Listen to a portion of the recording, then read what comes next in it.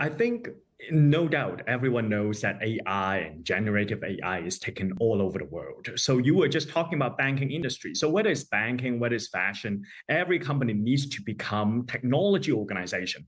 And Microsoft just played this game so well. They democratize generative AI for all kinds of verticals, all kinds of organization and companies.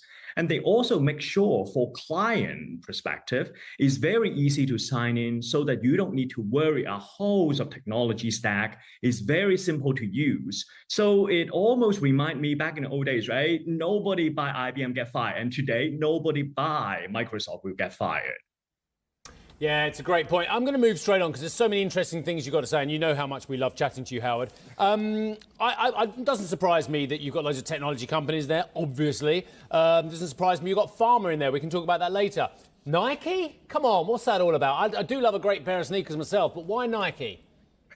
Look, I mean, in the fashion industry, of course, if you happen to be luxury brand like LVMH, then you're recession proof. But for mainstream companies like Adidas, Nike, or Under Armour, what we see is the consumer recession, potential recession is pulling back the spending. But what Nike have with them is this direct to consumer relations, not just Nike Plus app, but also this direct to consumer relations, mobilizing all these micro influencer. The e-commerce is taking leaps and bounds. In total, they are the one keep on growing.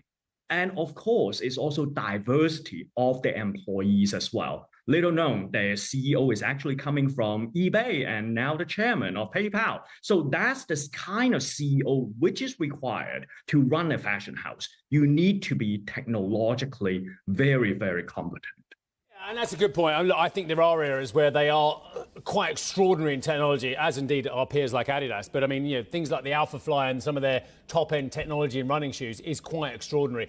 Let me move on to Pfizer. Pfizer's had a horrible share price performance, as typified yet again by latest data as well. Why are you excited about Pfizer?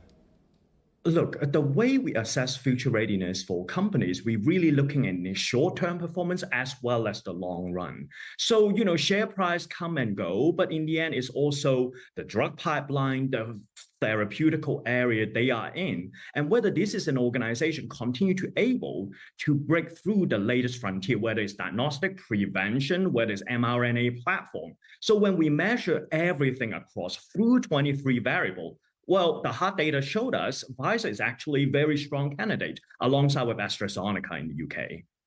Howard, let me push back on a couple of things. Microsoft, number one. OpenAI has been a problem for Microsoft this year. The deal that they cut sort of imploded in their face, the fact that they had not tied up a proper takeover here, and yet they didn't change their entire business model to be geared to OpenAI. Now we've got investigations from the likes of the CMA looking at this partnership between Microsoft and OpenAI, thinking it is significant and that maybe they've skirted around regulators by inking this type of deal. Isn't there a problem with the way Microsoft has gone about this growth area around AI? Well, if you step back a little bit, I think the bigger story, if you're looking into the rise of AI, right? Microsoft has not ever been very strong candidate historically. And over time, what Microsoft have done is beginning to edge up again, a bit by bit against Google Alphabet, right? So today, if you're looking at Google, in terms of AI, they are actually stepping back. I remember a few years back, people are so excited about DeepMind. And today, it becomes a almost scientific curiosity. And what Microsoft has demonstrated beyond just OpenAI is their ability to partner with many startups without just wholly acquire them. I mean, the OpenAI deal is a partnership, and they're into gaming, they're into all these platforms, and the back-end infrastructure, like their cloud computing, really allow them to plug and play. So OpenAI may have some hurdle, but I would imagine it's very easy for them to find another startup and synthesize all these AI capability to bring it to, democratize generative AI to the wider audience.